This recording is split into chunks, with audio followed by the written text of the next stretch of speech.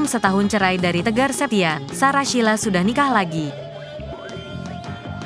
Sarah Sheila Camelia sudah menikah lagi meskipun belum setahun cerai dari Tegar Septian.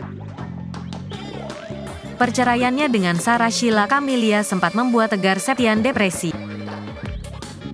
Akan tetapi kini Sarah Sheila Camelia justru mengabarkan kabar bahagia dirinya sudah nikah lagi usai pisah dari Tegar Septian. Sarah Sheila mengabarkan pernikahan dengan suami barunya di akun Instagram pribadinya. Belum setahun cerai dari Tegar Septian, Sarah Sheila Camelia sudah nikah lagi.